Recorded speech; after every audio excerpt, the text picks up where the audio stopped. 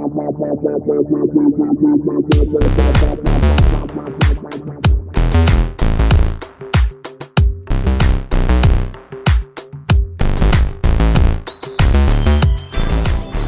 to you from the dining room table at East Barbary Lane, welcome to a very special edition of Full Circle, the podcast.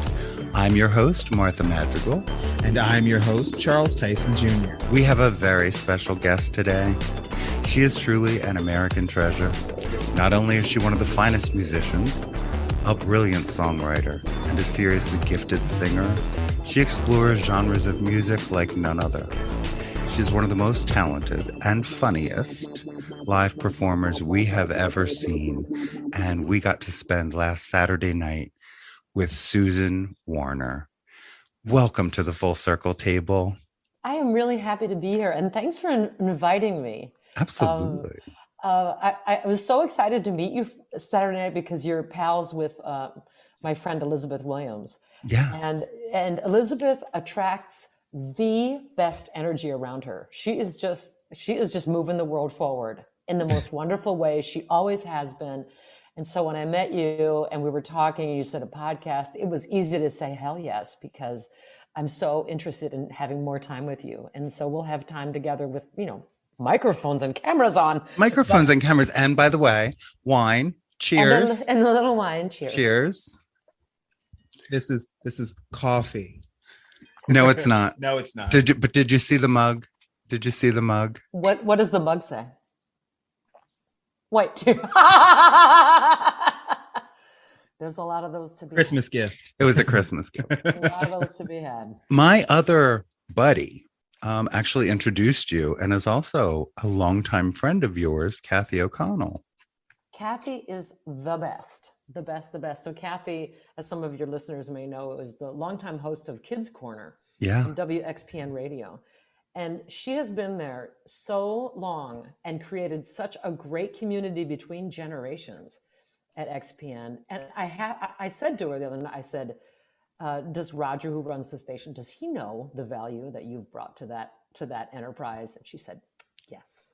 He does. He does. And I was That's glad true. because kids, though, right? To get kids listening to, independent AAA radio, to get parents, to have parents listen and then their kids listen, and the kids go to the shows and hear about, they hear the music in the car, right? And then they stay with those artists, and it just, XPN introduces them to music a little outside the mainstream. And for those of us that do music outside the mainstream, it's a real blessing, stations like WXPN. Oh, absolutely. I'm sure. Kathy is so great. I got to tell you that adults listen to her. Oh, yeah. Oh, yeah. I have put Shazam on auto for her show so many times because I'm like, this is good. What is it? What is this? What is this? Her energy. It's about the energy, right? Yeah. This positivity that something good is going to happen, and I'm going to help make it so. And it does. And, she was our 20th episode. Is that right? Yes, actually. Because she's my pal. She's my sister. Yeah. And, I knew that I could always call on her, but I didn't want to do that until I really felt like, okay, there's a real reason to bring Kathy on and talk with her.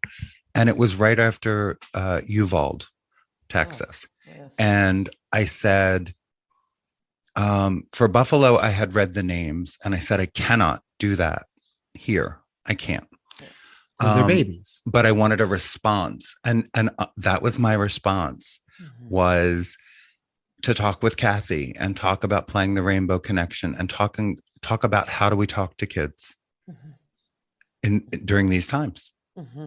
So, it was a brilliant hour, and I'm so grateful that she did it. That was the first episode of ours that they played at Medway Pride, was the Kathy episode. Yeah. Wow. I just love it because a lot of us understand ourselves early in life as in this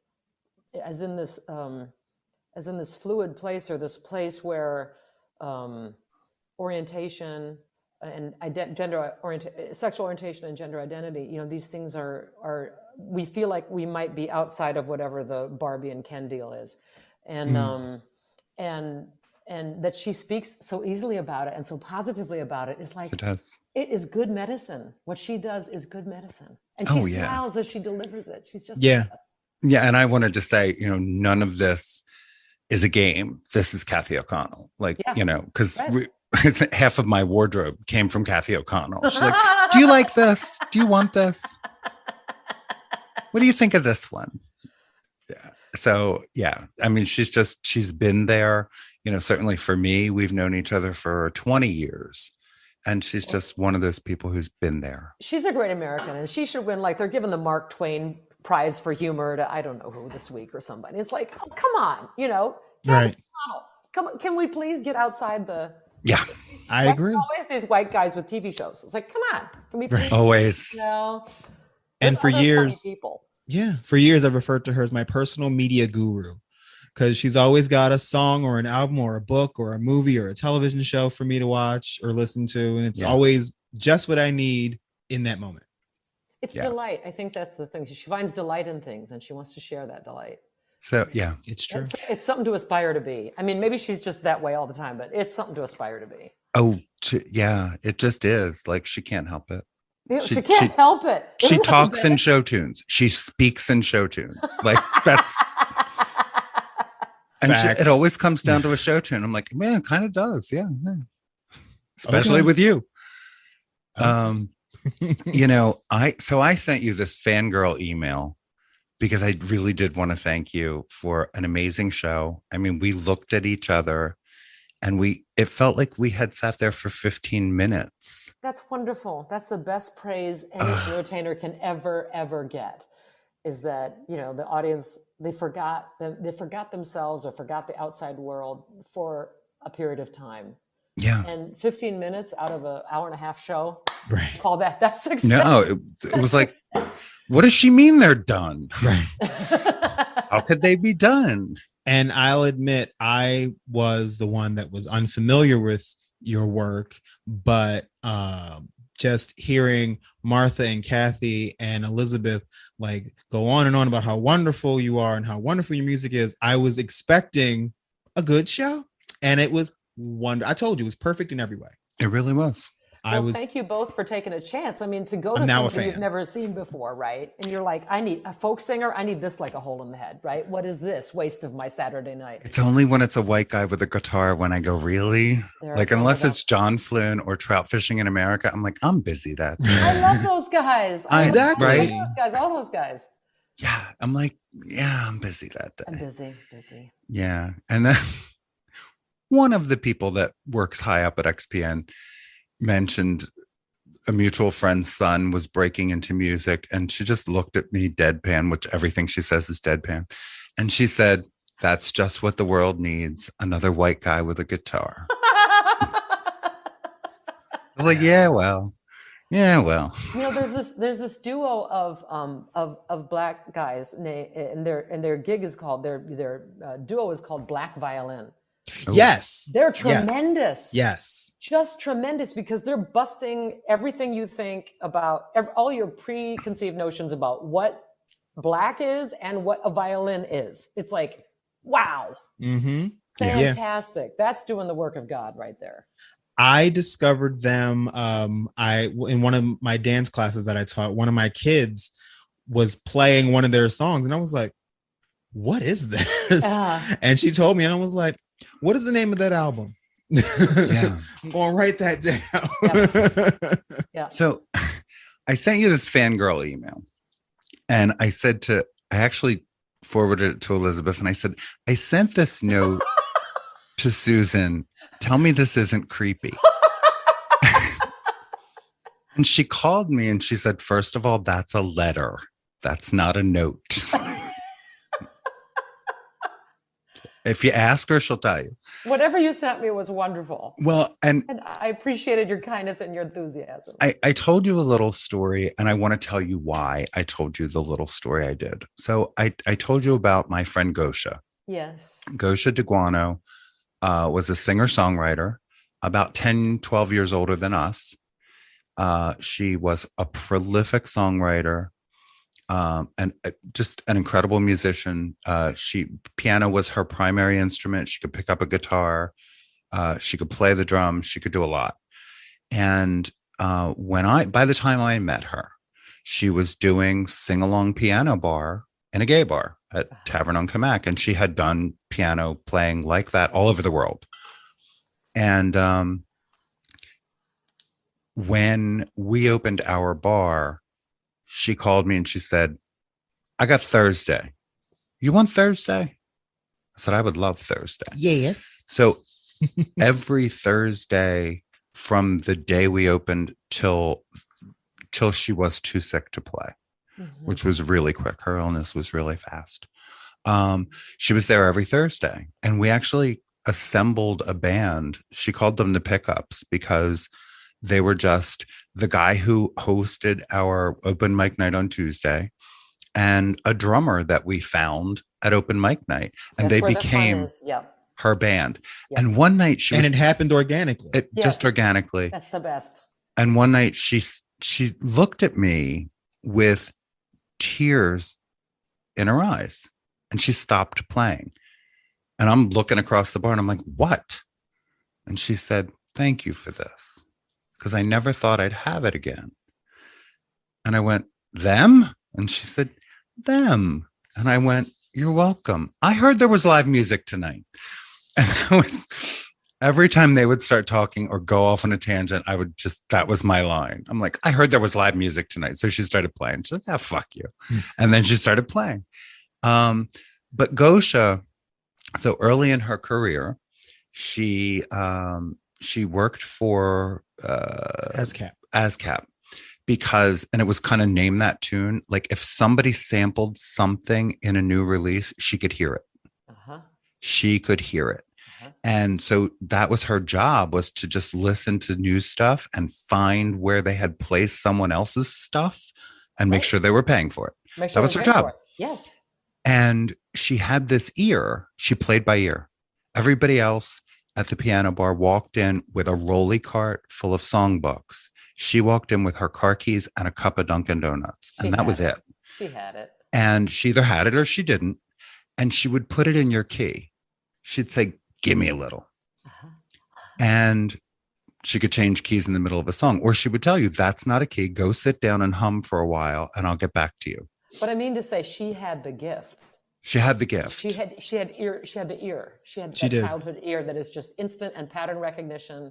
And I would love to have met her because I learned too as a little kid really early. And before I knew notes or any such thing, it was almost like math or colors or something. And she just sounds like such an exceptional person that she could just pick that up and just create magic like this, like a magician.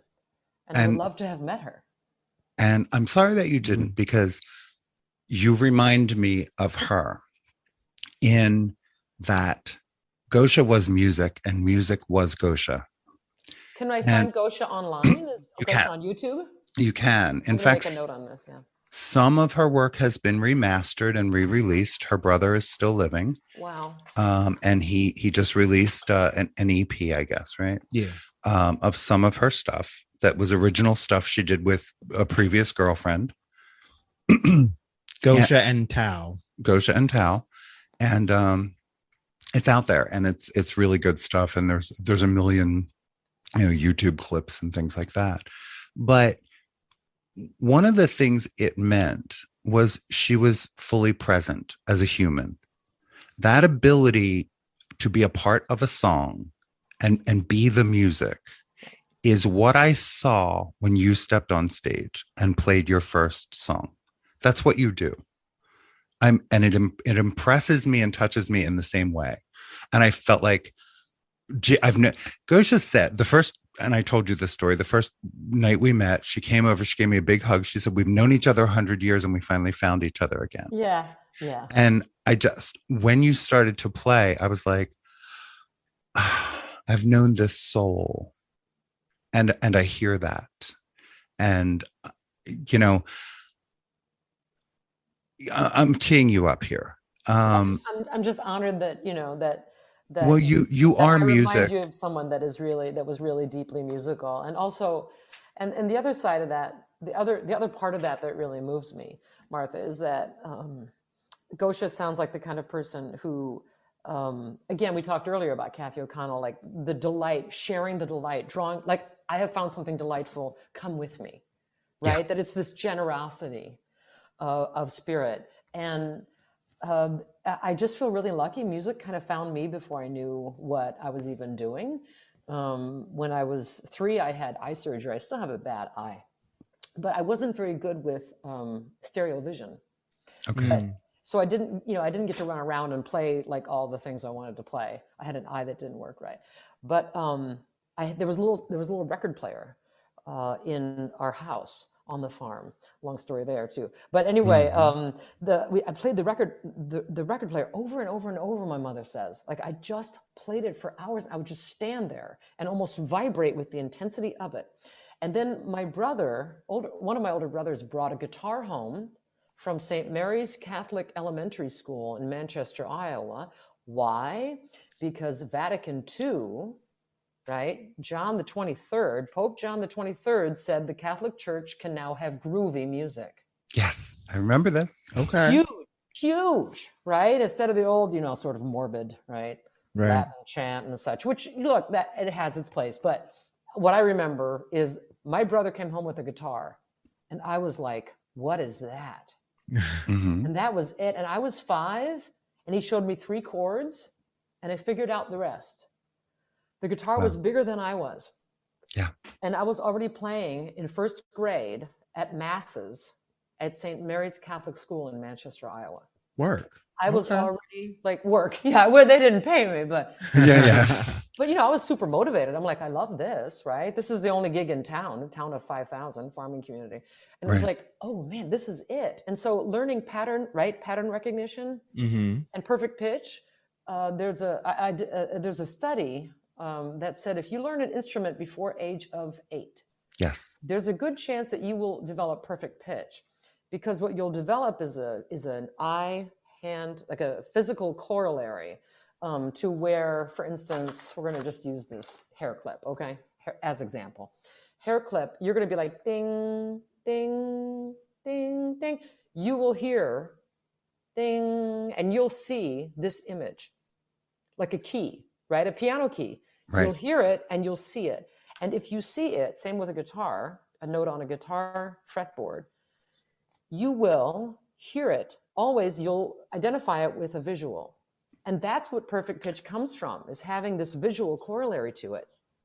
And I was so lucky I was already playing an instrument at age 5. And then I could play piano and I figured that out. And so by ear, you were talking about Gosha. I think some of Gosha's talent must have come by learning by ear. Just from within, instead of looking at a sheet music and executing stenography. I'm still not completely convinced she could ever sight read. Well, you don't need to be musical. It's totally, that's why I always feel sad when someone says, oh, I'd love to learn, piano, but I don't read music. It's like, right. As if those two have anything to do with each other. And I don't think they do. I didn't start playing until the 7th grade. So that's probably has a hand in why I don't have that. I was trying to be a music major at Temple, and theory is not my friend. Well, you don't need theory to be musical at all. Well, luckily that's true. But like I can mimic, like if you give me the note, I can sing it back to you. Right. But if you say, give me an E, that's okay. You don't need that either. Right. I mean, the most important thing, I had a great voice teacher at Temple, Harold Parker. He was just tremendous. And he made singing so much like speech. It was always about, what are you communicating? What do you communicate? What are you communicating? And if you would start to get too enamored of your own noise, right? Too enamored of the noise coming out your own mouth, right? He would say, are you making sense or are you making tone? Right? Because you can make a beautiful tone and it doesn't mean anything. Right. It's made a pretty noise, which is lovely, but what does it mean? And even in singing in a foreign language, not that this is, let me know if I'm going off on tangents here. But, not at all. But even if you're singing in a foreign language, which is part of what a degree in vocal performance is about, and why I happen to actually get degrees in vocal performance, that's how I could get a scholarship. I'm a farm kid. We didn't have any money, right? But I had a weird ear, so I could learn German and French and Italian really fast. I could learn how to sound it out, and then I could learn how to read it. And he would say, even if you're singing in French, do you know what you're saying? And do you know what this word here means exactly right here? And now say it like a sentence, and now sing it.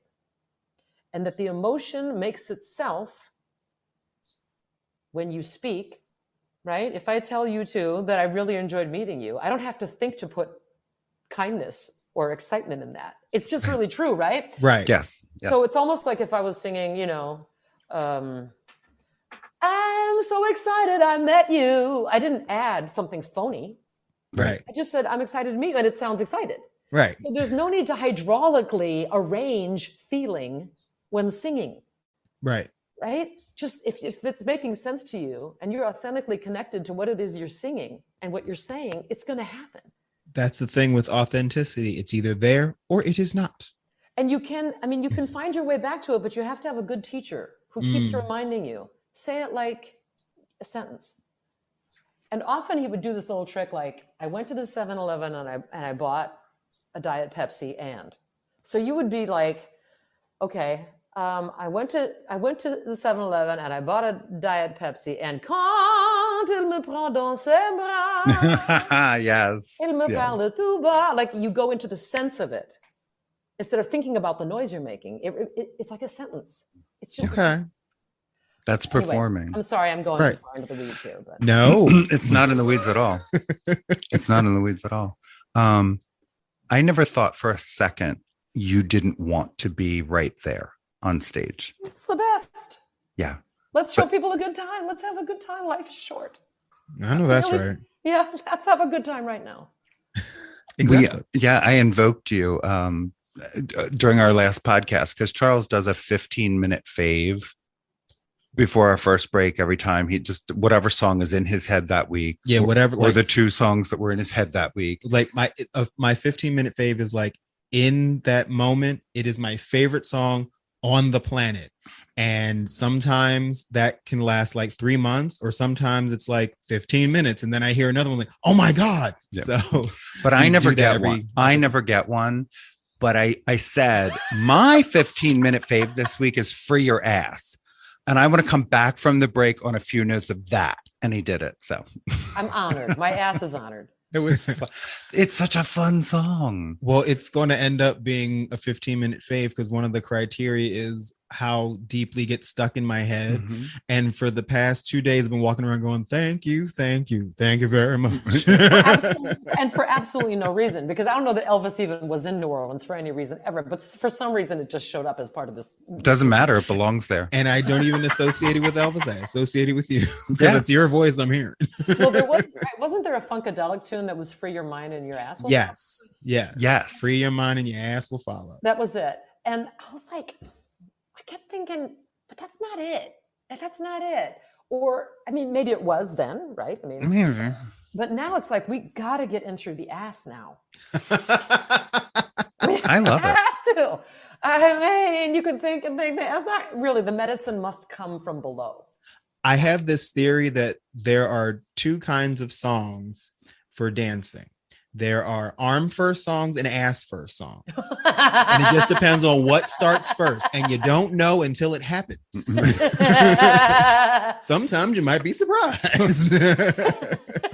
Might be an interesting way to do like a playlist. You know what I mean? Like, right. Yeah, I'm gonna. This is a golden nugget. I think, Charles. Arms first, ass first. Yeah, because you just be standing there and all of a sudden you start doing this. And then they're like, okay, this is an arms first song. And then sometimes you just feel it happening. Like, oh, what's going on back there? Okay, all right. Yeah, you know, there's one song that, you know, because I've been listening to you nonstop since the weekend. I over prepare for everything. It's just what I do. But there was one song I thought if I could ask you where it came from or ask you to tell more of the story, I would. I'm not going to make you guess which song. It just took me a minute to find it. May I suggest? So I played that song Saturday night. You did? Yeah, at World Cafe Lounge. I cried, by the way. Oh, I hope Thanks. in a good way. Well, I hope in a very good way. In a very good way. I have my own thoughts on the song because yeah. I mean, I could share that with you, but I'd much rather hear you share there's something behind that song. Yeah, I hear, when I think about a song of mine, I'm like, I kind of give it a lot of scrutiny running down my head. Like even right now, I'm like, okay, what are the strengths of that song? Where did I maybe not get it to 100%? So I'm like, okay, I'm going to get past Susan, the editor. Let's get past that and put that away. And then we go here. So the song came about after I got a phone call that my friend Faye Khan had passed away. Yes. And Faye Khan was a dancer in Philadelphia. Yes. And a performance artist. And she was just a really special person and a self-made person. I think she grew up in West Philly. I'm trying to think now. I think you're right. Yeah. And she just put together a really interesting life for herself. And she built her work on her own terms. She just did. Not with regard for what other people thought of what she was up to, but what she herself wanted to bring forth. She was a real artist. Yeah. And I met her at a breast cancer support group at the University of Pennsylvania. And I had breast cancer in 1991. And I met her there. And I'm fine, by the way. Good. But that's sort of one of those big kind of, right, through the windshield years of your life is going through treatment like that. And Faye and I just always had a lot to talk about right away. And when she passed away 9 years later, I remember feeling like this something was coming, and it felt involuntary, like a bad example is throwing up, but a feeling like something is inevitable and you cannot stop it, you cannot suppress it. And I just started kind of, may I suggest that something was repetitive about it. I suggest like this. And I do feel, I'm not one to say things like this, but I do feel like somehow, Faye was at work, or the energy of Faye was at work in this way, like just insistent. This is it. This is it. This is it. This is it. Treasure now, treasure now, treasure now. Right. And so that's where that song came from. And it has just gone so far. There's all around the world. There's YouTube of people singing it at the Wailing Wall. There's video of people singing it at like the Jesus statue in Brazil. And it's just fabulous. And that's a song that, you don't write. It sort of writes itself. You just happen to be in the room. Yeah. Nice. Okay. So I feel like I got it right. Oh, good. Because that is what I felt in hearing that song. We're talking about right now. No. And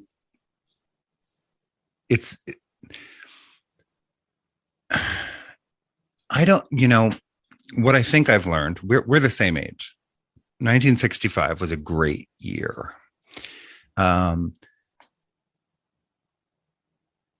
I don't look at my life and say that time was the best or that time was the best. I don't look back with regret or remorse. And even in loss, even in profound loss. I mean, Gosha, I told you, she was my 3 o'clock. Yeah. She was just there at 3 o'clock, never said hello on the phone.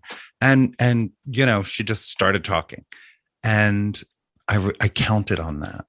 And for your listeners, maybe you mentioned this before, Martha, but the 3 o'clock friend is the person who calls you at 3 o'clock every day. Yes. And you just know someone's going to call you right around there. And like you said, they don't say who they are. They just start, right? They just start in with, can you believe I got a fucking parking ticket? Jesus. Yes. Fuck. And I just, right. And they're just there you go. And there it is. And that's your 3 o'clock friend. And then they're like, what'd you do today? And then they listened because you're going to 3 o'clock back. Yeah. Right. Yeah. Yeah. Yeah. That was her. Everyone deserves one. And we're lucky if we get to, be one, Yeah. Yeah. That part. Yeah. It's true. But I still, I look back on that, not with regret, there's certainly grief, but no, today, like, and I love that idea of, may I suggest that right now. Well, thanks for saying that. And even, what you're doing when you talk about Gosha and the 3 o'clock call, your listeners right now, I have to think that most, if not all of them are like, oh yeah, I want a 3 o'clock friend, or I have a 3 o'clock friend, or I want to be a 3 o'clock friend. Right. Yeah. Right. Gosha gave you that. Yeah. And you just gave some of Gosha to everybody who's listening. It's awesome. And you gave some. Now, is this a dancer that you are familiar with? I am, because the world is this big. Right. I knew a lot of Faye Khan. I never got to meet her, but I was friends with friends of hers. Because you're so young, you're a fetus. Yeah. Yes, I am. You are still a fetus, Charles. You're so young. That's because each time I have to reinvent my life, I grow younger. Because someone's going to have to take care of me. Well, we don't know how that. We never know quite how that's going to play out. We don't. No, we do don't not. know. We do not know. That's why now. Yeah. Yeah. Yeah. Yep. Indeed. Yep. Indeed. Here today and gone tomorrow. So free your ass. So free your ass. And your mind will thank you very much. I think so. Yeah. I think so. We're going to take a quick break and then come back. I hope you're going to come back with us. I'm right here. Excellent.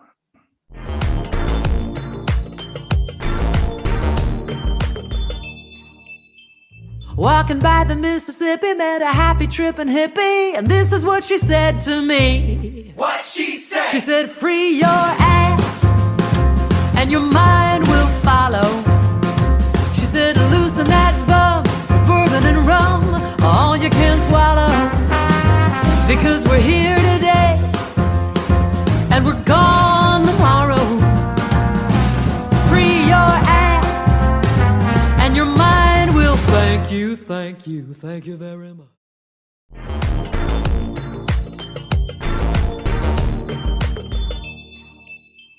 May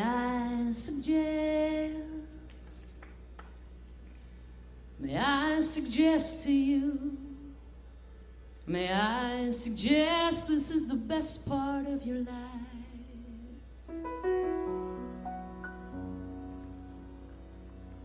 May I suggest this time is blessed for you, this time is blessed and shining, almost blinding bright. Just turn your head and you'll begin to see the thousand reasons that were just beyond your sight. The reasons why I'd suggest to you, why I'd suggest this is the best part of your life.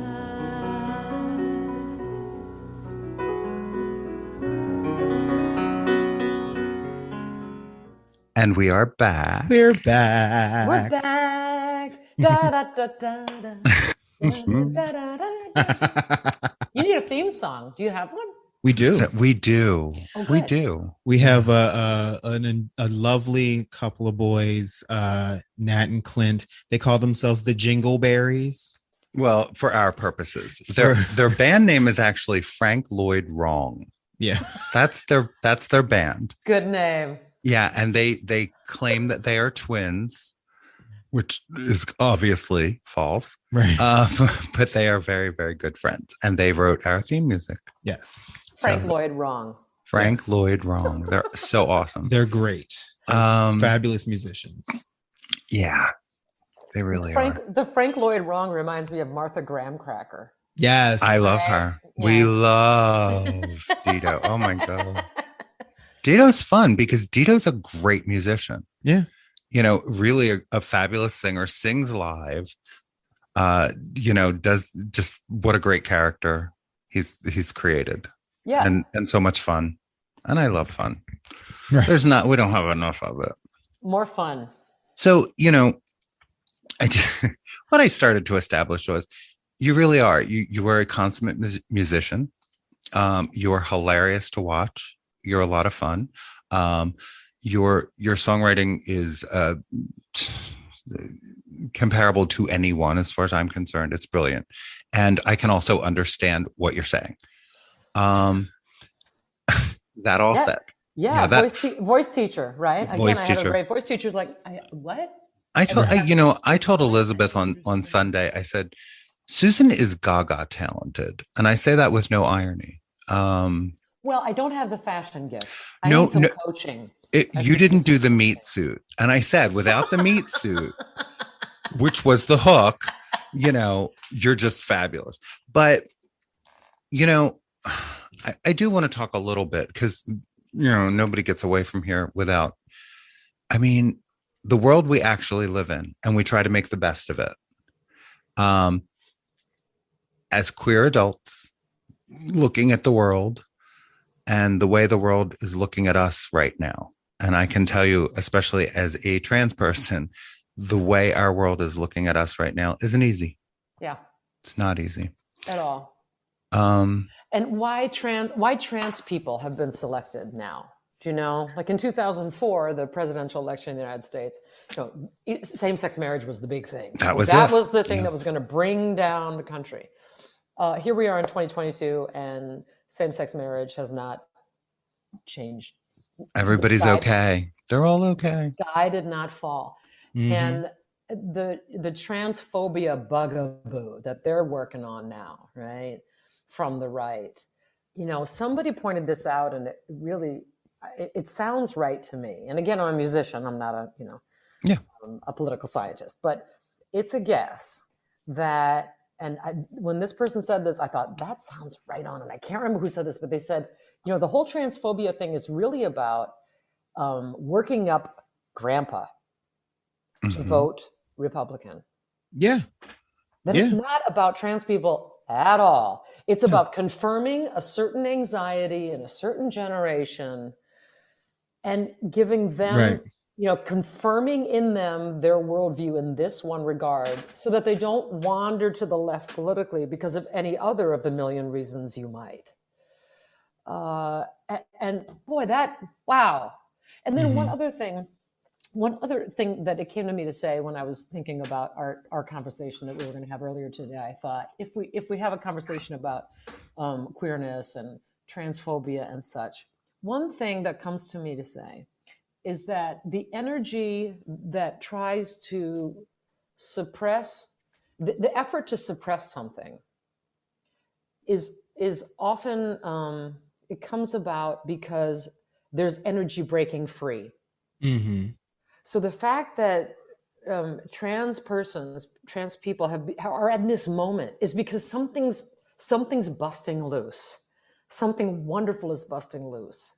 And there are efforts to smash it because people are afraid of what it is or how it's going to, right?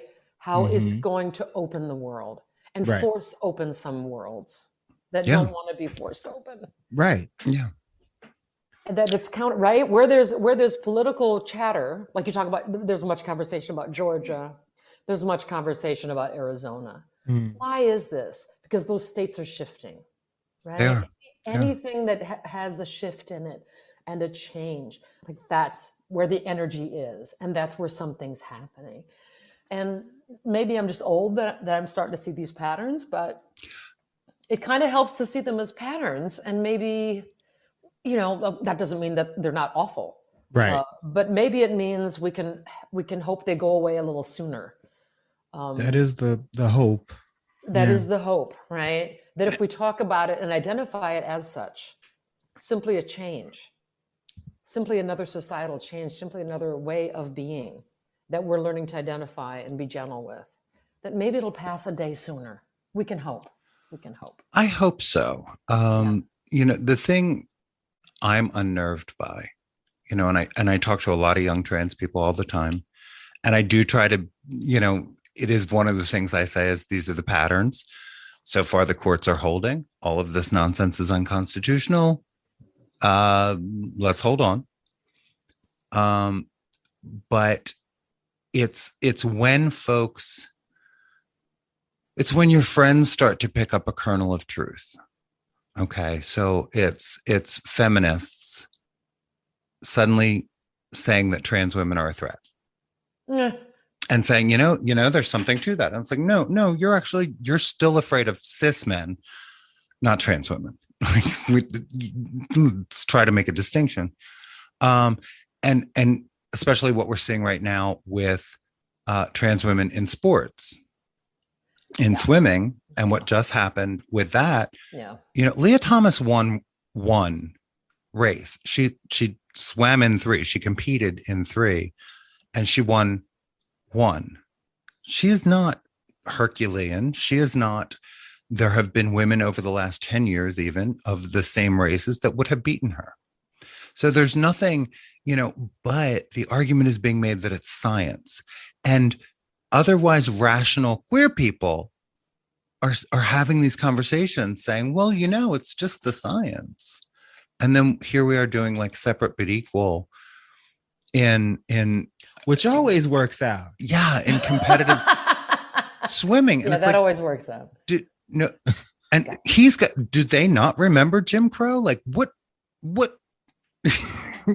Again, I think the energy behind like this concern about trans women in sports, like it's always about that. You don't hear about trans men in sports, right? Right.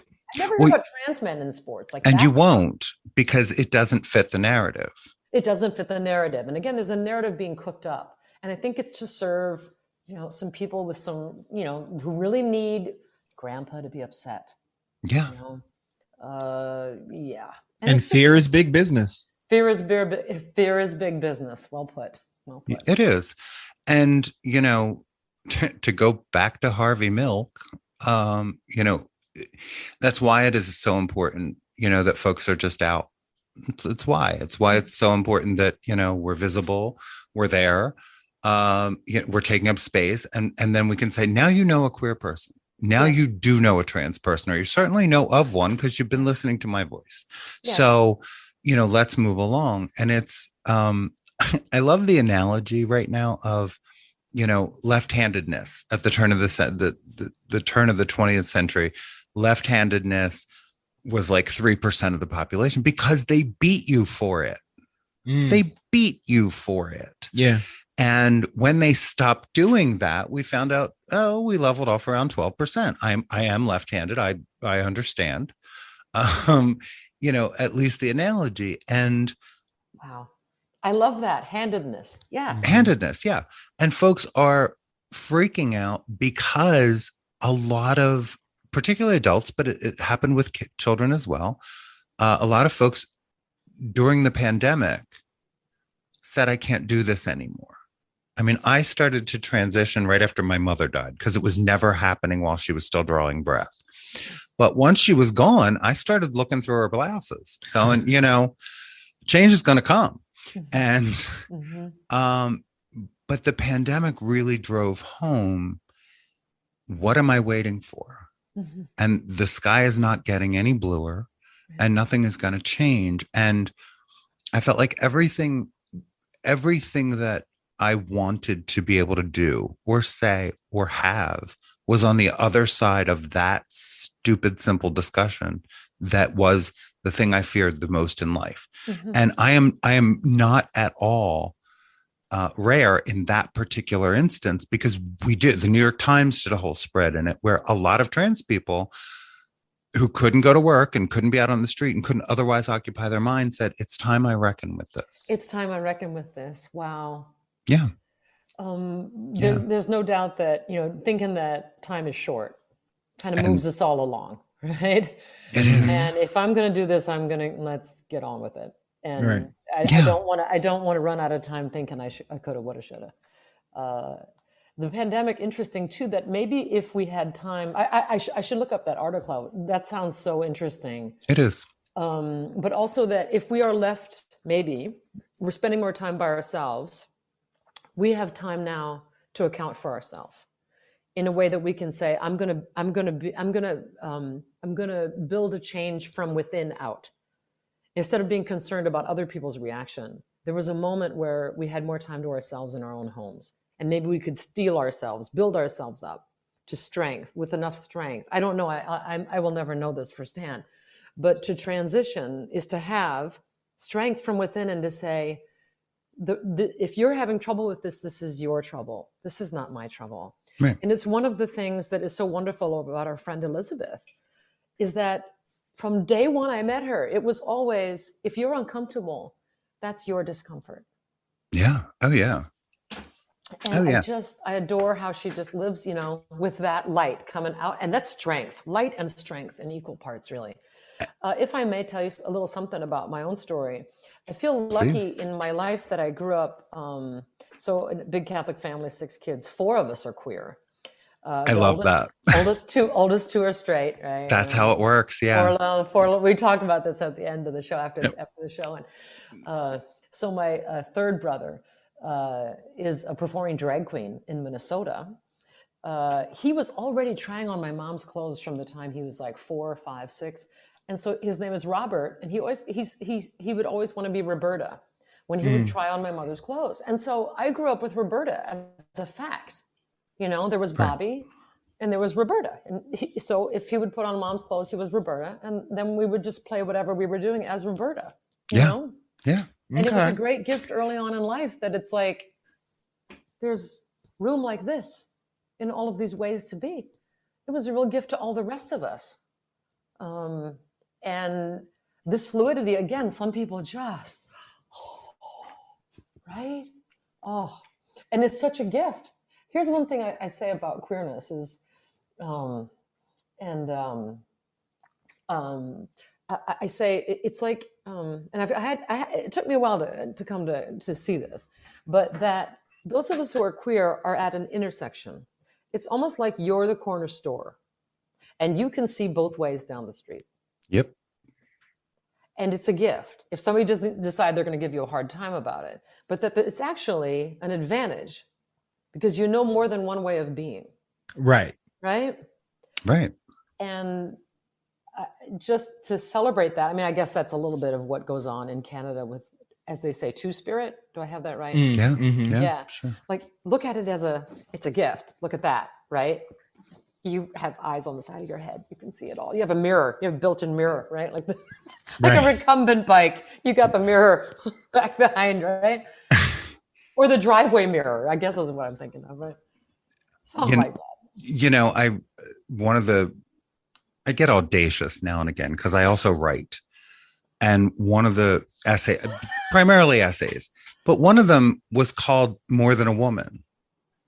And I actually embedded the song because I had learned how to embed songs like that day on WordPress. So I embedded the song and I said, you know, if we want to start breaking this down, I'm something more than you, not less.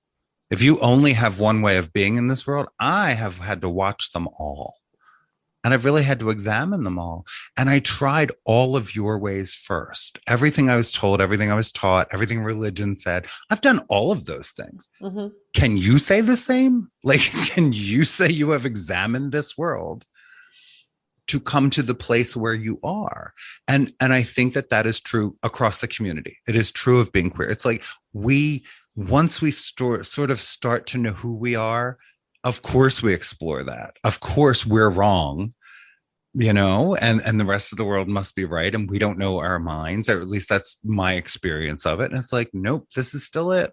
This is still it. Yeah. You know, the comedian Noel Casler, who I follow on Twitter, he was a staff member on The Apprentice. Okay. And he dishes the dirt on the Donald. It's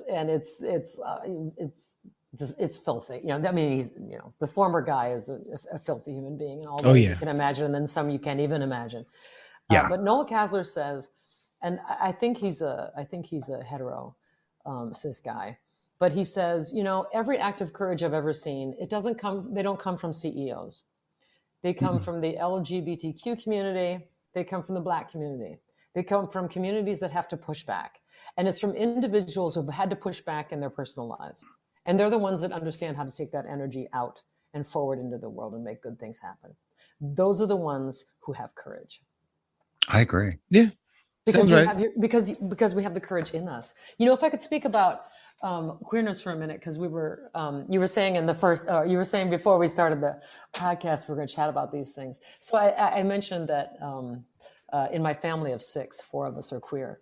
And, you know, that was a real challenge because you talked about religion earlier, Martha. Yeah, my folks are farmers and Catholic.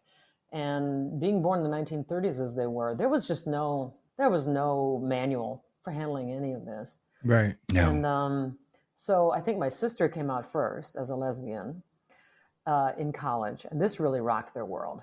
And so Bob waited, my older brother Bob kind of waited because that had been quite a shock. And then in college, I began sleeping with women, and I kind of like that too. And I'm like, oh, well, wait, I like guys. So what is that? What is that? What do I do with that? Fun. Sorry. It's fun. But it took me a while to get beyond sort of the idea of it had to be one or the other. Right. Right. And then bisexuals were seen in that moment, a bit of queer history here. Bisexuals were seen at that time in like the late 80s, Elton John, right? Or, had made a stop on the bisexual, made a stop on the train at the bisexual stop because you have to, right? Okay, that's how you ease some people into being right. Gay, right?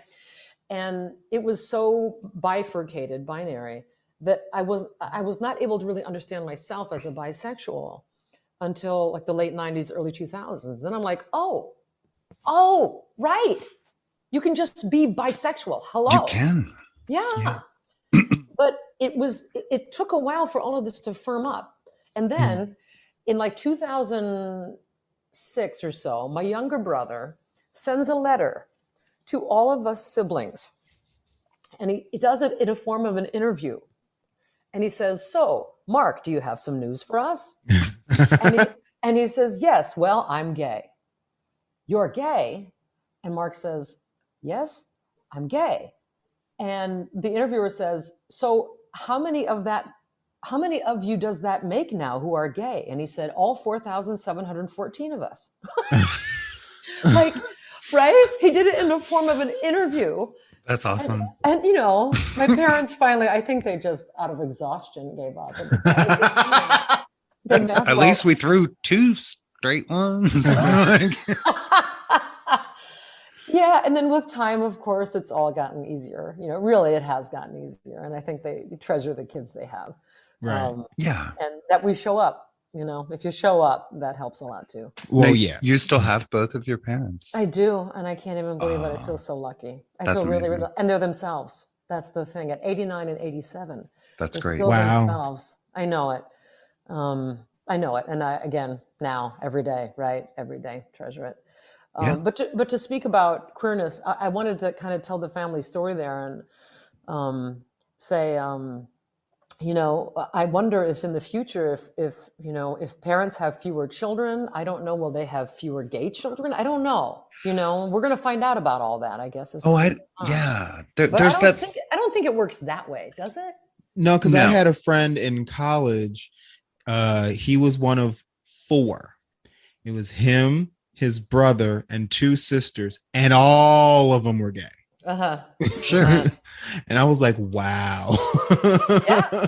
There's a little bit of science that says like the more boys in a family, the more likely that later ones will be gay. Like I have 2 friends who are the youngest 2 in their family. They're both gay. Like the other 6 or 8 or whatever there are straight, but it just like there's that. And I think there's also something to the older women in particular are when they become parents. The more likely it is that they're going to have queer kids. We don't know why, the hormone thing, the soup, the whatever, however this all works, as you talked about that, there was an interesting thing. And I'm going to credit Julia Serrano with this, but I'm not positive it came from her, but it's this idea that or at least when we were younger, when women came out as bi, and we are both bi, when women came out as bi, what women were told was, well, she's just experimenting. Yeah, right. When men come out as bi, they're gay and they don't want to face it. Thank you. And isn't it interesting that it all means worshiping the dick?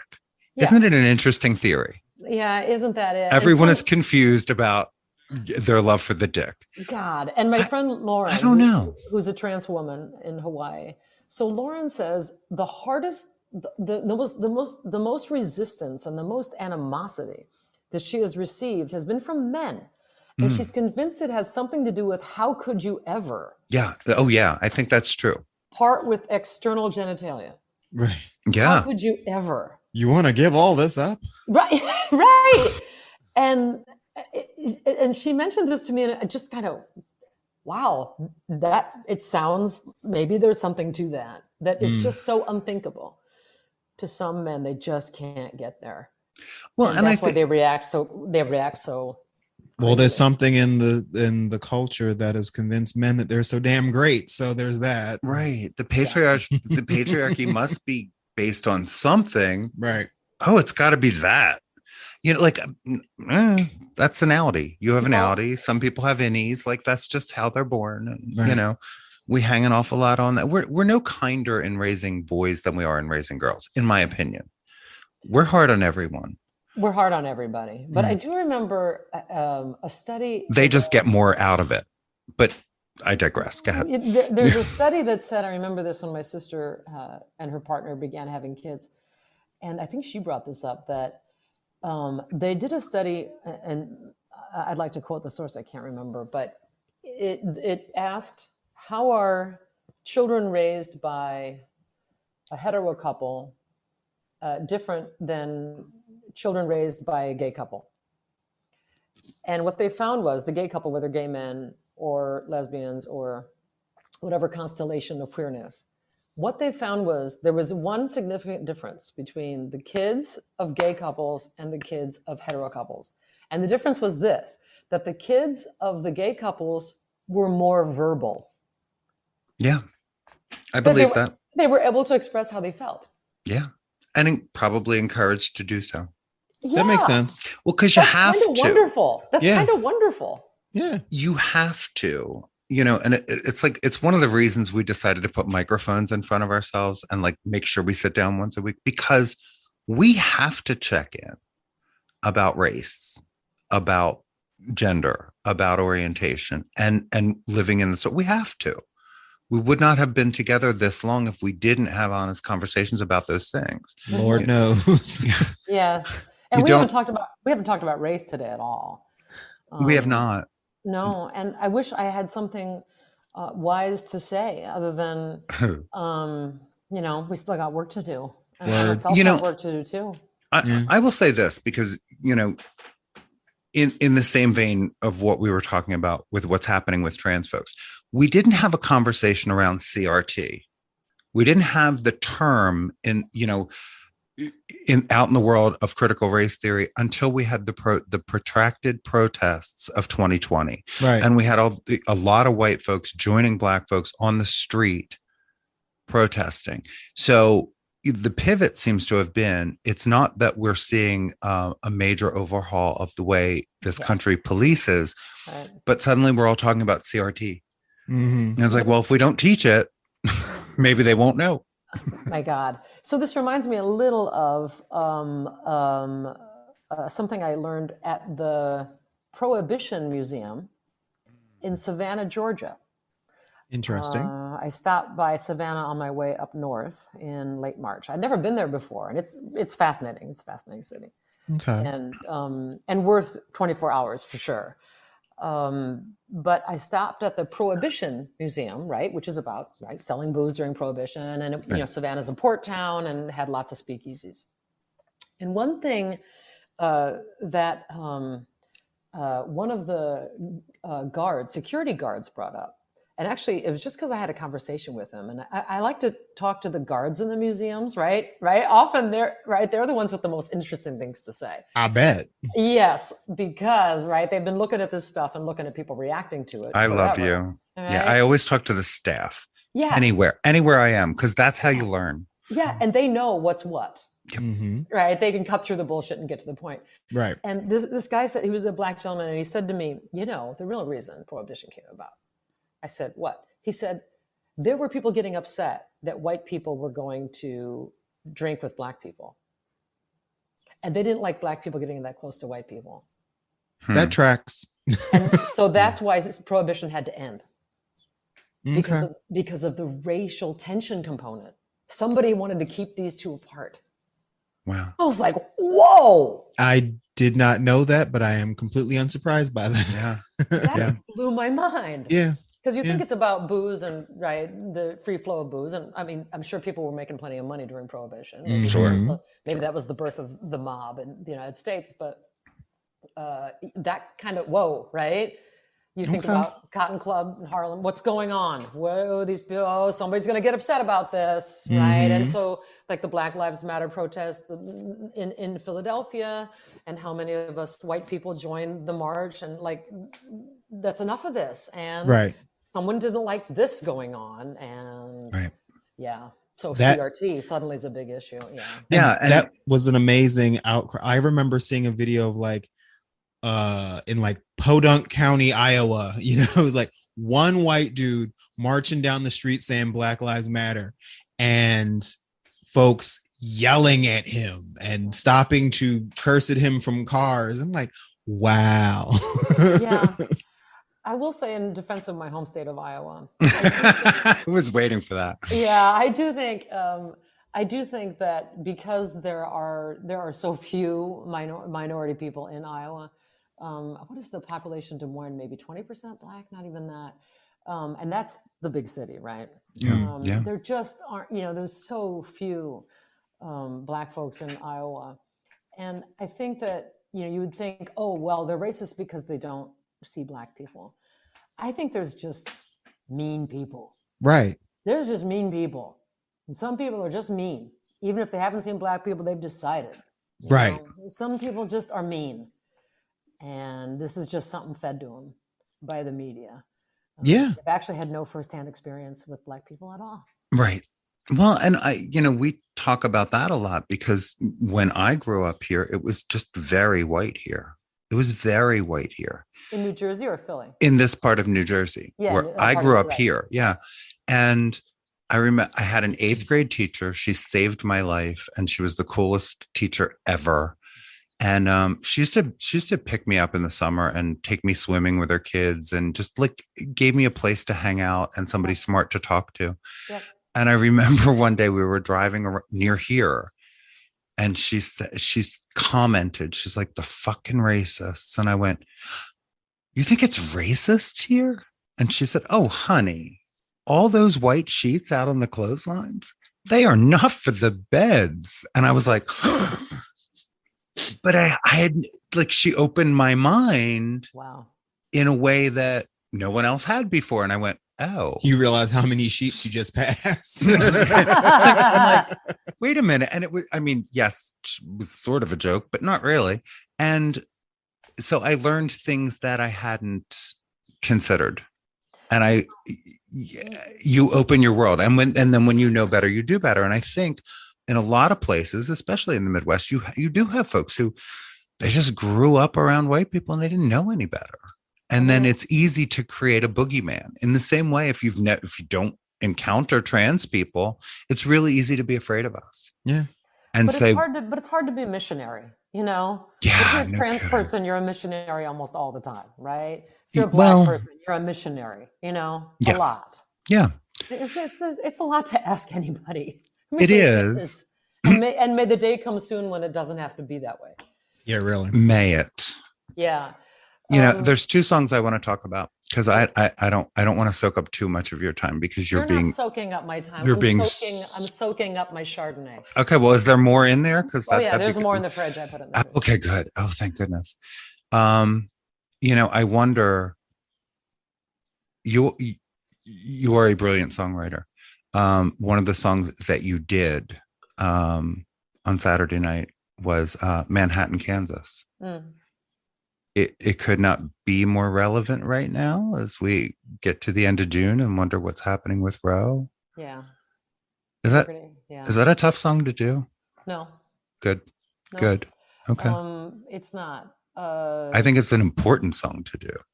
Well, thanks for saying that. It is I like to work sometimes from models. It helps me if I have kind of a template. And in this case, the model is the songs of Jimmy Webb. Jimmy Webb is from Oklahoma, and he wrote some songs that were country hits in the 70s, including Galveston and Wichita Lineman, and By the Time I Get to Phoenix, right? Right. Puppy dog. Can we put the puppy dog on camera? Yes. Yeah, he's going to insist on it. This is Ailey. Bring him between us. Ailey.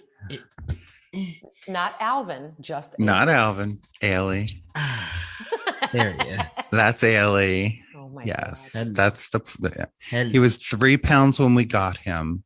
He's almost 5 now. So, oh my, he's he's gotten healthier. He put on some weight. His hair grew in. Yeah. He was a mess when we got him. Okay. I love the joke that my brother used to tell about. He would say, I'm a little nervous because I'm going to my elementary school class reunion this weekend, and I've put on 100 pounds since then. He adopted a Doberman. My elementary school reunion. Oh. That's the joke. Okay, and refocus. Oh yeah, so the song Manhattan, Kansas. So I wanted to write a song. It seemed to me that so much of the discussion about abortion rights has to do with this ability to overlook the experience of a pregnant woman. She's just invisible to the whole thing. And I wanted to write a portrait that fills out that story. That's a real person with experiences and with decisions to make and how and why. And so I landed on the town of Manhattan, Kansas, a place I've been, and a beautiful place. There's a great restored prairie just outside of Manhattan. And it's beautiful. It's like what you think heaven must look like when you walk into the gates. You're just like, oh, the golden prairie grass and the sun, no trees between you and the sun, just for miles. And that was how that song came about. Was I had a model for this exercise I wanted to do, not just an exercise, but I felt strongly like we were overlooking the pregnant woman. Yeah. How are we doing? Why are we doing that? And sometimes I think it's because people are afraid of pregnancy. Pregnancy is hard work. To say the least. To say the least. It's a major inconvenience. It is. I've never been pregnant, but major. Your body will never be the same. Right.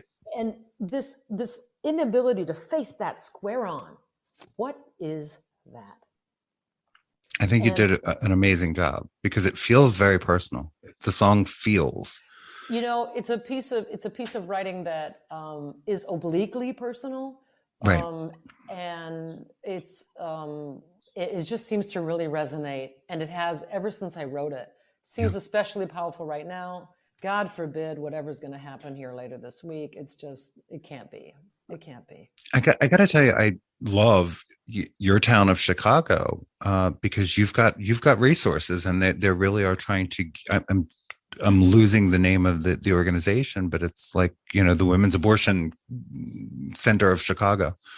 And why don't I know that name either? But they have, they haven't had to turn anyone away through the pandemic, and in years they've maintained funding, and they're really trying to gear up at this point because they're looking at maybe 3,000-4,000 more women coming through the doors. Yeah, because Illinois is going to be an abortion island, right? A sanctuary, like a safe place, and it's because we know from the Upper Midwest. Chicago's always been, and I live in Chicago. I'm here right now in town. And it's always been a kind of pool for talent, an attractive, right? Yeah. Gathering. Somebody called it a catch basin for talent, right? Like from the Upper Midwest, there's a couple of different things you can do. You can go to New York, you can go to LA, or you can go to Chicago and you can still go see your parents. Yeah. Right? Yeah. Okay, so that's right. So for me, this works out, even though I was in Philly for many, many years, but I came back here so I could see my parents. And Tracy lived here, long story. Okay. But the idea that Illinois is going to become one of those places where, we can help. That it would have to even do that. That people have to leave the state. I mean, Lord. But it's true. And at least they are. Like, they're prepared. Yeah, and that's what we're going to see, That's what we're going to see all over the country. There's going to be places where you can go. And what a hideous place to be in. But it's nice to know we have islands. I would hope to think right now, by the way, that there's a lot of stocking up on Plan B pill. And, right. Well, I've seen a lot of that too. Yeah, one has to hope that a lot of that's going on, getting ready for the battle ahead, because it is that. The links, the mail order. Yeah, because we don't think, especially here. I mean, we live kind of in a bubble. Here in New Jersey, like Pennsylvania has that Pennsyltucky thing in the middle, but New Jersey doesn't. Right. So, New Jersey is putting the laws in place in the ways that Illinois is to say, we hear you. We hear what's happening and we're going to make sure we protect folks. But you don't realize what it's like for someone in Texas, or someone who is in one of these huge states where there aren't that many people to begin with, and there's nowhere to go and there's not the money to get there. And this fairy tale about the babies, right? That there'll be all of a sudden all of these white babies for white couples to adopt. Yeah, please. That's not what's going to happen here, Right. Well, no, of course it's not. No, it's just sad, and we will lose more adult women. I think that's going to happen. Yeah. No, we will. There's no doubt about it. So remember November. Yes, please. I love that rhymes, because it's the one place I always land is and vote. Vote. Wherever you are, and drive people to the polls. Exactly. And it's like, you may want to blow up the world, and I'm fine with that. Carry the sign. We can have that conversation, but I need you to vote. I do. I need you to just suck it up, vote for a Democrat, and then we can talk about all the rest of it in December. Right. In the meantime, in between time, I want to know that I can still live here in December. Like, I want to know that, because the pink triangles we're not that far away from. Oh God. It feels very Weimar. Yeah. Very Weimar Republic. I imagine you don't get to see a lot of television, or maybe you do, but not so much. But hey, are we running out of time? We are. No. We are, unless we take one more quick break, and then we can wrap it up. We wrap it up now. No, let's have one more. Okay. Let's have one more break, fill our glasses. And then, because I think if you remember, there was one thing I had hoped you did on Saturday that I didn't get to hear. Uh-oh. So if there's a guitar nearby, I can go get it. Okay. We'll be right back. We'll be right back.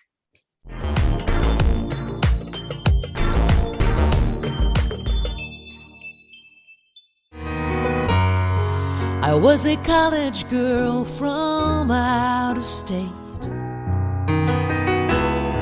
He was a rancher from Salina. And when I told him I was 3 weeks late, he said, I can't be a father. Manhattan, Kansas, we all do what we gotta do.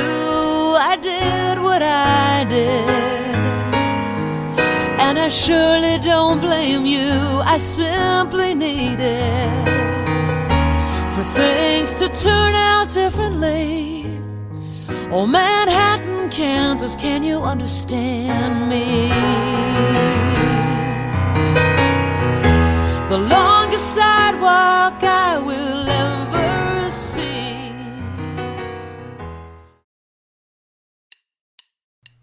Hey, I'm Karen. And I'm Aubrey. And this is Chicklit, a literature comedy podcast where we enjoy getting lit and talking about books that spoke to us as young adults.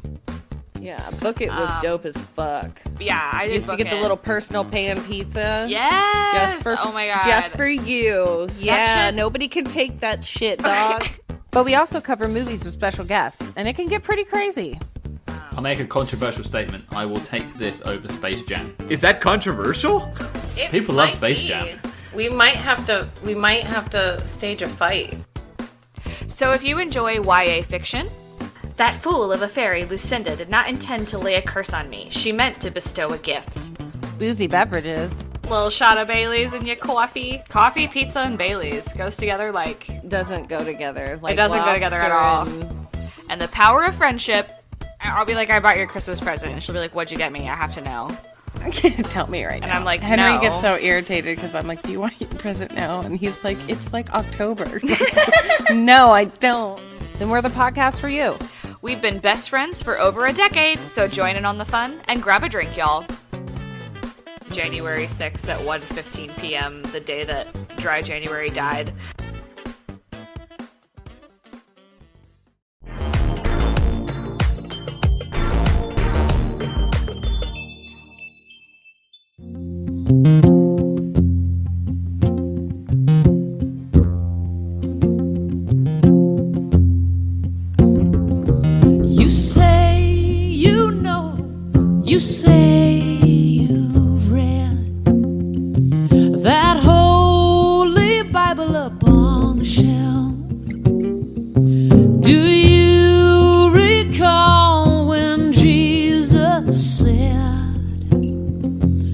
Judge not, lest ye be judged yourself. For I know you'd damn if you could, but my friend, that's simply not your call. If God is great and God is good, why is your heaven so small?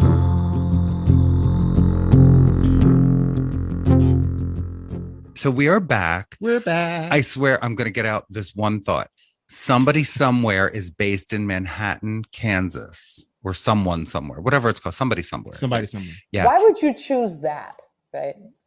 Well, because it's Manhattan, Kansas. It's such a, I don't know, but it's a really good show about, a woman kind of our age who finds herself back where she grew up. Well, that's why, right? Because it's got a, I mean, did somebody from LA cook up this idea? I don't know. What is it? Right. How does it serve the story? Well, that's what it's about. It's about somebody coming back to reconnecting to their roots. Yeah. Yeah. And it's a fun show. It actually is a really fun show. It's well. You wouldn't expect something from set in Manhattan, Kansas to be. I thought it was the only time I would ever hear it, and then I heard your song. Right. And I was like, okay, 2 people have been there. Well, I'm doing a show there this fall, so I know I'll play that song. But maybe we have to talk about this show now. Yeah, it's based there. It is based there. I thought it was so interesting. I was cooking up a thought during the break, and I guess it was just this. When you talk to young musicians, what do you tell them?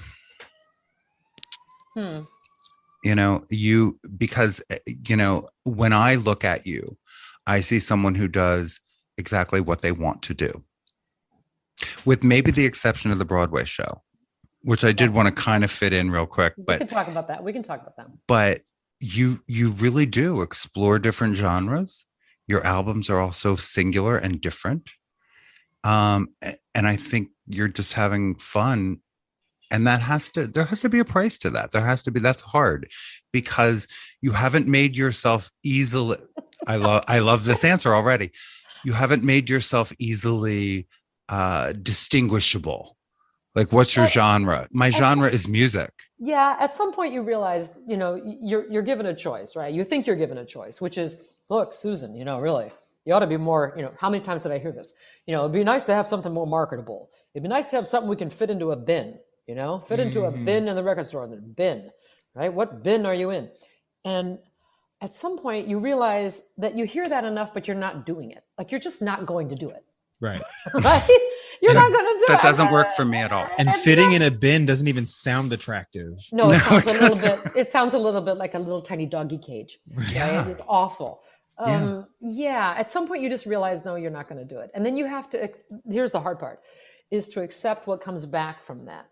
Meaning, if you're going to be an idiosyncratic artist, right, who brings challenges before themselves, and that's where the energy is, that you may not be a household name. And the question is, are you willing to accept that, or are you going to yell at it and be bitter about not being, I don't know, some a famous name? Right. At some point you just say, hey, this, I kept wanting this. I kept really wanting this. There's a reason I want this. That this is my way. This is my calling. This is it. So then you do that and you enjoy being that. Somebody said once, to be ourselves, we have to give up being other possible selves. Yeah. And to really enjoy being yourself, you just say, okay, yeah, coulda, woulda, shoulda, me. I'm going to enjoy being this, what this is. And so that's how that works out, right? You may know that there's something else you could do, but if you accept being yourself and that the rewards are going to come from that, and you're going to be good with those rewards, you're going to like your life. Right. But if you're always trying to scream like, why aren't I experiencing the rewards of a major career?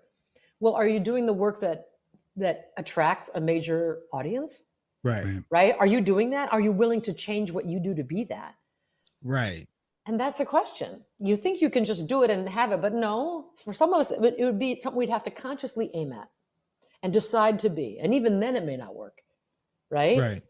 I could write a whole bunch of songs that I think are mainstream, pop, indie rock, whatever. I'm sure you could. But they still might not work. Oh. Right? Yeah. I think that's interesting because what just rang in my head, Kathy, we interviewed Kathy and I told you about that. And I said, she kind of told her story about coming up in radio. And I said, isn't it interesting, like just the serendipity and how so much fell into place? And she said, once I knew who I was. Yeah. And that's what you just said is kind of once you know who you are. Right. That's where the good stuff is. Yes. Yeah. And I think for some of us women, I think for some of us with the option to be pregnant, the decision not to have children yourself is a big one. Oh, sure. And it frees up, if you think that you might have children and there's a moment when you say, it's not going to happen in this lifetime. There's an energy I found that came back to me. Like, okay, well then I'm just going all in on this other thing. Right. There's a window of time where some of us may hear the biological clock really ticking, like, and I think there is such a thing. I think it's like I don't know what's going on. Maybe your body's throwing more eggs. You're like, come on. Right. One of these has got to work. Coughing out eggs at this point. Yeah, right. Sneezing eggs, right? And I think the moment that I became really comfortable with the idea that, no, I'm going to do this. And there's a way to be, somebody said generativity, the word generativity. Like there's a way to make good things happen, to generate life without having to be a mom and without being pregnant yourself. Hell yeah. Yeah. Right? Oh yeah. And so the question may be, what is it you really want to do? And is parenting part of that? Right. Or is it raising a child? Is it being pregnant? What part of these, right? To break it down into its component parts and say, this is what I really like about this. And is there a way to do this that feels like myself and that I get to keep myself and do it? Right. And I feel like this is the right decision this way. And then when Kathy O'Connell comes to my show, right? Kathy O'Connell from Kids Corner at XPN, and I wind up playing songs like You Kissed Your Dog on the Mouth. Oh my God. And she went home and did that. So of course she did. I want to tell you the story. But I mean to say, let me just finish this thought. Yeah. Is that song is such a big hit with kids. Oh yeah. 8-year-old kids. I'm sure. They love this song. And I would never have thought I'd ever write a children's song. I didn't mean to write a children's song. Right. It was to be big with kids, right? I love it though. Anyway, the idea, we're talking about generativity and parenting and deciding to be who you are and the energy that gets released when you decide to be who you are. It may still come back in some way that you didn't even foresee, right? That I wrote a song that makes 8-year-old kids happy. I love it. It's awesome. And that's a wonderful thing to just have happen. It happened. Yeah. Yeah. Well, and I could totally see you writing kids' music. I totally see that. I don't think it's going to happen though. No? Okay. No, I don't think it's going to happen. I want the by accident. Yeah. I want the agnostic children's album. I want that. I'm like looking for it now. So what, for your listeners, what Martha, I think, is referencing is a project I did called The Gospel Truth. Yes. And it puts songs of faith next to songs of doubt. And it's church music. It sounds like church music, right? It does. And it is. I mean, the song forms are of the church.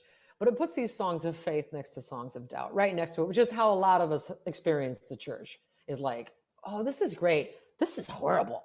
Right? This is really a wonderful quality to have as a human being. This is awful. Right. Right? And so I put that record out, and then somebody said, you should really do an agnostic children's album. And I'm like, oh yeah, that'll sell tens of units. Tens of fives of albums. Tens of five. It'll go 10. Double pocket lint. Exactly.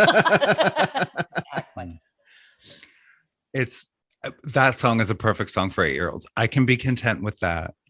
Kathy's dog, Tammy, who I adore, and this is her second home. Tammy does the tongue slide.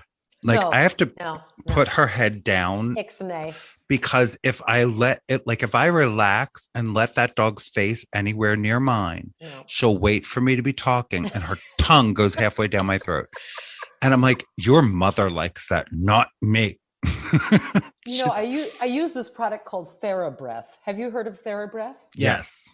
It's yes, and maybe just keep that on hand for occasions like that. Cleanse the oral hygiene. Either way, I don't want her doing that. And I'm like, I sit there, I am not consenting to this. Right. I'm not. I do I am not. I There's don't no consent. consent here. It's an assault. Doggy, that's horrible. And then Kathy says, come here and come kiss mommy. No, You know, no, I'm like, no. We also don't kiss mommy.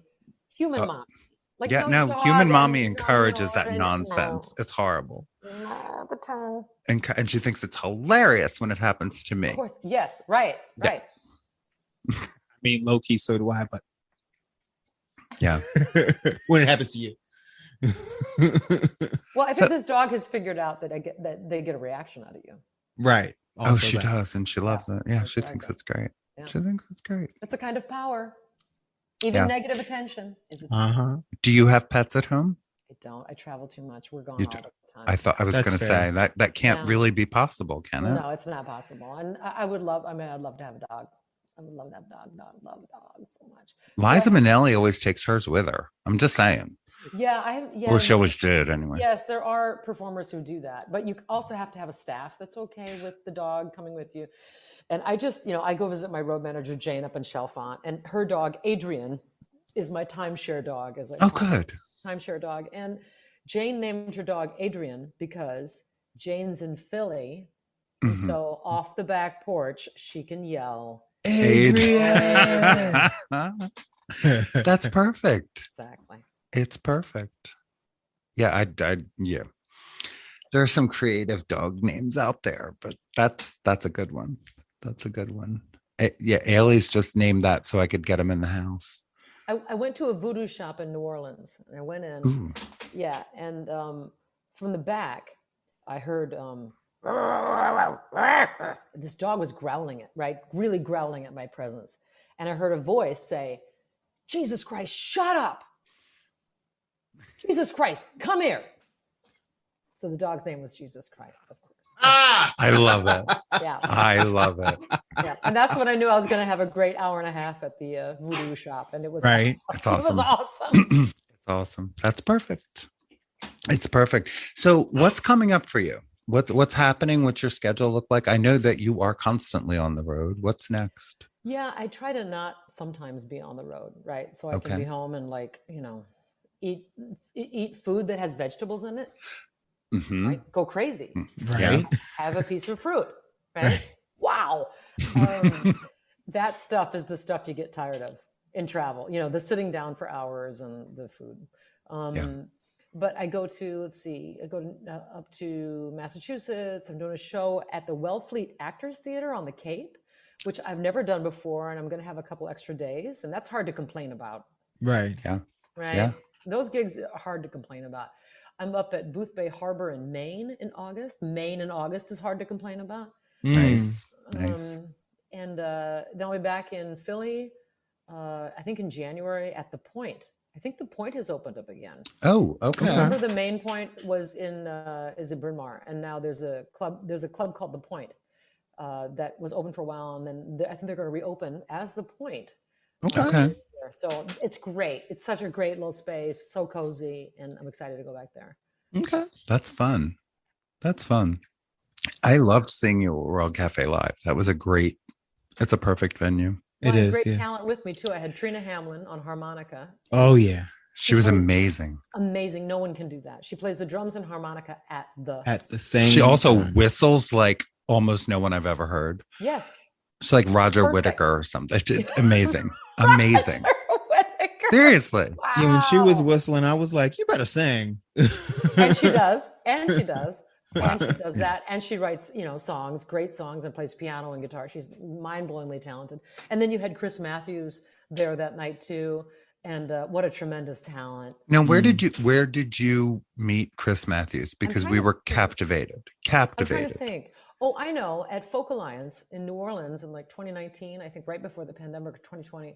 And I'd heard of Chris before.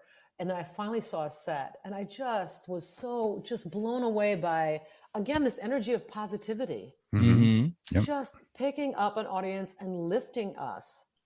And we just need more of that.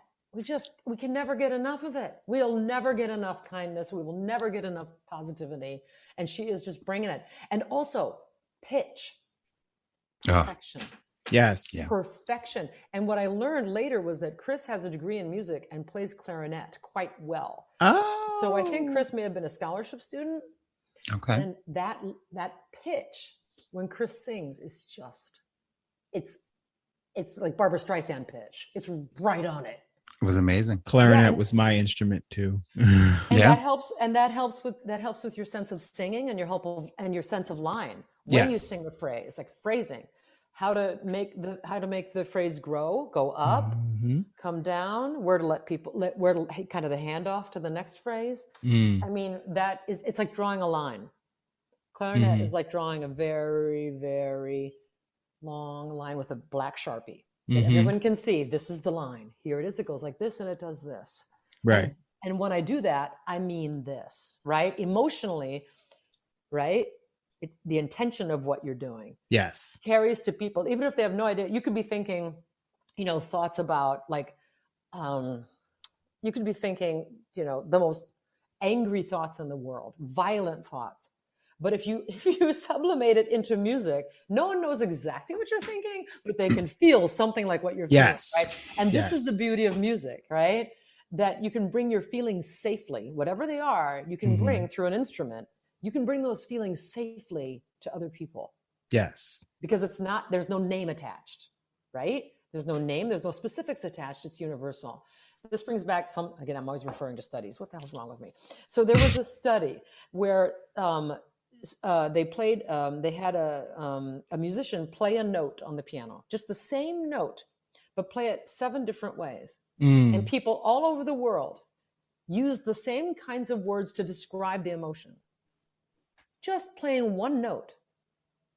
How they played the one note, right? And it wasn't specific, but like gentle or tender, right? Or angry, right? But with one note. Just, right? Anyway. I'm going on. I'm trying to catch myself. But I look at music that way, though. I think that especially, this is just my theory that I want to share with you. Particularly as the rhetoric just keeps getting hotter and further apart, where words are failing us and we're not trusting one another. I've always thought art, and in particular music, is universal and bridges those gaps. And we need it now more than ever. Yeah, and where we can, right, to do music with other artists, especially artists that do not look like us, especially artists that do not have the same orientation as us. Anytime we can mix it up, anytime we can create a dialogue. And that's what's hard is that, right, that when we talked earlier about record store bins, right? There's genre. Yeah. Right? Okay, so there's this genre. So then people tend to stay within the genre and whatever that is. But anywhere that we can bust out of that, boy, that's it. And yes, more of that. And you're inspiring me to complete a project I'm working on. I'm going to make a note and I'm going to know about it. Do you have a favorite collaborator? I know I mentioned to you it was quite a thing as we were announced as the newest DJs on Medway Pride. We tuned in and it was Susie on Sundays, and there you were, and I was like, this world is this big, and I had looked at some of the Susie on Sundays where you had Dar Williams and Kathy Mattea. Do you have a favorite collaborator or somebody that you want to work with that you haven't yet? Is there somebody that comes to mind? There's some people I've really enjoyed working with. I had the good fortune to do a tour with Keb Mo, who is just a wonderful human being and who does some of what we were just talking about, right? which is to create gentleness and dialogue, and do your work that way. Yeah. Create good, create positivity. He's really super positive and just so dedicated to it all the time. I really like working with my pal Eric Johnson there in Philadelphia. He was with a band called Huffamoose. Okay. He's a drummer and just a genius. And I love that I love the diversity of his network of musicians and the excellence that is Philly musicians. Can I just tell you, I don't mean to speak poorly of my hometown of Chicago now, but I will tell you that Philly musicians are just a cut above. Yeah. I agree. I have to agree with you. There is something about it. I wonder if it has to do with a long history of the Philadelphia Orchestra. I wonder if it has to do with a long history of playing in casino gigs where you had to, execute with people you'd never met before. I wonder if it has to do with Broadway shows coming down and doing tryouts in Philadelphia. I wonder if it's part of the North Philly scene and Jill Scott and, and Gamble and Huff and all of that, that Philadelphia had a recognizable moment, and then a neo-soul moment with Jill Scott. Yeah. But that there was a moment where Philadelphia was making the music that everybody in the world listened to. Mm-hmm. And whenever I go back to Philly, if I'm in a public building like the airport or a post office or something, they're playing Philadelphia music and people are humming along, even singing. I don't see that anywhere else. And I just love it. I just love it. Just sing along with a great tune. And so much good music has come through Philadelphia that there's great music to sing to that's identified with the city. Right. We had our bar for 5 years, just before COVID shut the bar down. But we had an open mic night on every Tuesday night, and it became known because there was a circle of musicians that are cutting their teeth and working it out and collaborating with others. And they know which place has which, like World Cafe Live, it's Monday night. Yep. We were Tuesday. Yep. Somebody else was Wednesday, but they knew, where to go. And we had musicians come through that brought up a horn section. Yes. At an open mic night on a Tuesday. Right. That's not going to happen in Chicago. I'm going to tell you that. That's not going to happen. It's just not.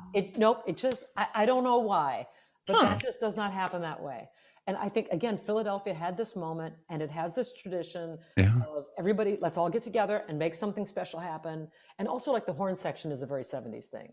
Oh, yeah. And again, it comes from this great moment in Philadelphia music, pop music history. Yeah. I love hearing that. I love that you were part of that. Thanks for creating a place like that. It matters hugely to have a place to go try out your stuff. I agree. Yeah. We agree. We had that was an honor. It was an honor. Is there any chance you're going to open your bar back up? I think I'm done with the bar business. I do. I think it was a moment in time for us. But there are so many other ways to be creative. So when Charles and I first got together, he was producing a performance series in West Philly, the Etc. performance series. And wow. Thanks for doing that. Yeah. So it was fun. It was primarily dance. And I said, I had sat in the audience and I said, the thing that's missing from this is a host, because I just like that. I like the performers being able to have an intro and an outro and someone to just, kind of announce who they are, what they're doing in the world.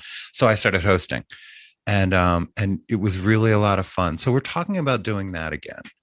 And as we did it, we incorporated more music, more musicians, more, just a variety, and expanded it beyond dance. And then in the bar, it started as what we called Fringe of the Fringe, because Philly has the big Fringe Festival in September. Well, we were up in the Northeast and we couldn't afford to pay to be a part of the Fringe Festival. It was a lot like our technology today. Yeah. So what we did, we worked it out. We did. Was we had Fringe of the Fringe, and we would have this big day where we just kind of brought everybody back. We kind of handpicked from the open mic nights and the people that played there. And we had this big, long thing. I booked it for an entire year. Yeah. And then Charles said, let's easy. do First Friday and let's incorporate a visual artist. So we would do every first Friday, we had a new visual artist who would put their work on the wall and sell their art through that month. And then we did kind of a mini version of Fringe of the Fringe every first Friday. And we had harp, we had, like a rock fiddle player. We had, so much cool stuff, cool music that came through. So yeah, I don't see us as bar owners again, but how do you ever get away from it? Do you know? Well, but what you were doing was creating a space for creativity to happen. So maybe that doesn't have to be a bar, right? Right. Yeah. Before I forget to mention it, Charles, I just did this gig up in Frenchtown at Art Yard. Mm-hmm. And that's a good space for visual arts and dance. Okay. Oh, Might fun. be something to bear in mind because they're really pretty open-minded about what they do there. So bear that in mind. Art Yard. Yeah, look it up. And I think that they might be looking for a Charles. They might be. They might be looking for a Charles and the talents of the Charles and an event. And Frenchtown is like quintessential Bucks County, one of those gorgeous. The Frenchtown is New Jersey, though, right? The New Jersey it's just side. Across the river, yeah. Somebody said it's the New Hope. Kind of, yeah, yeah. And that's fair, yeah. But it's so quaint and beautiful and quiet and. But this space is looking to bring in all kinds of things. I love it. Art Yard. Yeah, Art Yard. Cool. That's cool to know. Well, we are very close to the Broadway Theater in Pittman. And Kathy has us with season tickets. They do, mostly musical theater, and they're fantastic. Yep. It's great regional community theater, but the level of production quality is just amazing. And it's like, wow, that's right here. And it's just like, and I can park. So we, yeah. Yeah. Yeah. And it doesn't cost $250 for a ticket. That part. So yeah. So the answer to that is we'll be doing something because I don't know how to not support art and artists. And, our life is so much better because of them all. And so this goes back to the sharing delight thing we were talking about with Kathy O'Connell. There's something, if you love it, some people want to share it. Some people want to hoard it. Right. Right. And some people get it. And some people get great delight out of watching other people enjoy it. Right. Somebody said once, there's Broadway actors and Broadway audiences that look at the stage when the show is going on. And then there's producers and writers, and producers and writers turn the other way and watch the audience. Uh-huh. Right. Right. Yeah. Right. And they're watching to see what works and what doesn't, exactly. what lands and what doesn't, but also to take some pride in showing people a good time. Uh-huh. Yeah. You made that happen. Yeah. Look at this great time everybody's having. It's almost like a parent. Another kind of generativity. You made this happen. Hey, go baby, go. Go, baby. We do, yeah, and we have quite a family of young musicians who really did cut. Our friend, the Jingleberries, for instance. Yeah, Jingleberries. Yeah, our friend Madhu, she's the first woman to do satria, which is a prayerful form of a traditional Indian dance. It was always done by men on this little island, like just these monks did it. Wow. And she was the first woman to ever bring it to the United States and the first woman allowed to do satria. Mm-hmm. And the first place she did it was at the Etc. performance series. Wow. And so she always credits us with giving her start, which is, ridiculous to us because she's so fabulous. Right. But one of the cool things that has always happened was a collaboration. So we had a tap dancer. His name is Reggie Tapman Myers. He was out of New York. And yeah, we're going to wrap this up. He was out of New York and he did a combination of hip hop and tap. And he would change his shoes during his performance. And then they met and then they surprised me at the next Etc. And they performed together. So we had traditional Indian dance, tap and hip hop all on the same stage, all in the same performance. And it was electric. And everyone agrees on this. Everyone agrees on this. Everyone loves this. There's nothing not to love about this, right? Dance is almost like, you talk about music as the universal language. It's the lyrics that cause bar fights, right? Right. Dance, like you were just talking about, no one cannot watch that. Yeah. It gets to your eyes before any other interpretation happens. It's just what is coming in. Maybe can't. dance is gonna save the world, you know? Well, I think it all is. I think in combination, but it's definitely art and it's definitely love. Yeah. I'd love to see more dance outdoors. I'd love to see more dance that happens to us. Oh, well, come over. It happens here all the time. I'm going to ask you to do something that your version. Banana. No, Your, it's my safe word. No, I'm not. That wasn't the safe word. No. That wrong. Sorry. You've been so wonderful and generous with your time. All of the world needs to know more of Susan Werner. I know I can't get enough, and I feel so blessed to have had this time and to talk to you. And I'm just going to ask you if you would please grace us with a song that you do so beautifully, and a song that doesn't require the lyrics are in another language, and it's just, this is gorgeous. This is Susan Werner.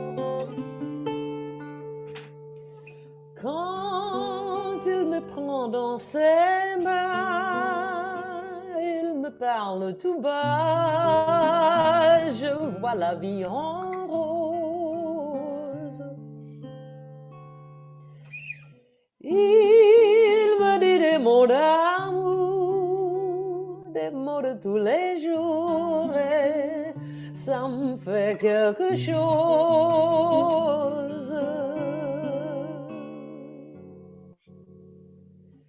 Il est entré dans mon cœur une part de bonheur, donc je connais la cause. C'est lui pour moi pour lui dans la vie. Il me l'a dit, là je réponds la vie.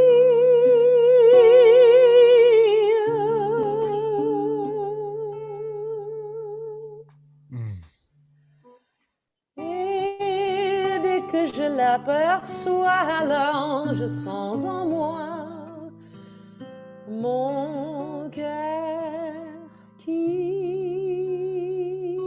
bat.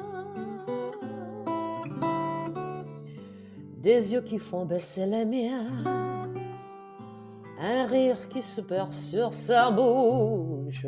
Voilà le portrait sans retouche de l'homme auquel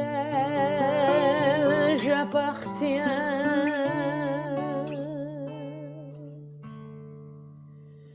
Il est entré dans mon cœur une part de bonheur, donc je connais la cause.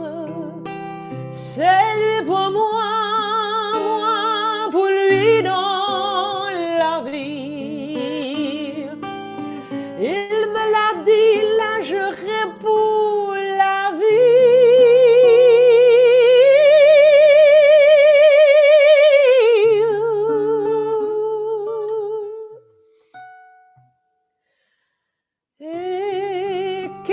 Et dès que je l'aperçois, alors je sens en moi mon cœur qui bat.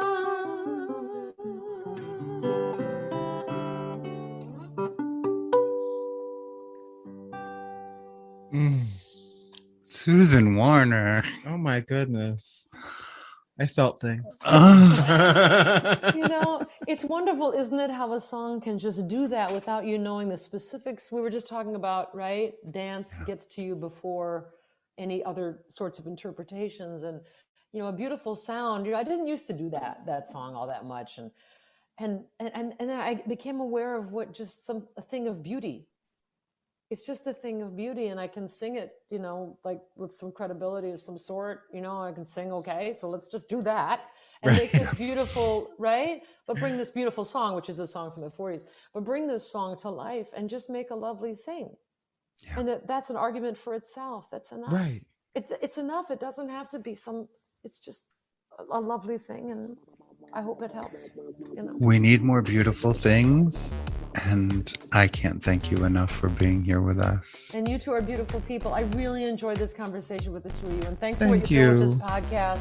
And let's just attract, positivity and delight and share it with other people. I love what you're up to. Thanks for including me. I appreciate you guys. Thank you. Thank you, Susan Werner, so much. Bye. Bye, Martha. Bye, Charles. Bye. Bye. Full Circle is a Never Scared Productions podcast, hosted by Charles Tyson Jr. and Martha Madrigal, produced and edited by Never Scared, executive produced by Charles Tyson Jr. and Martha Madrigal.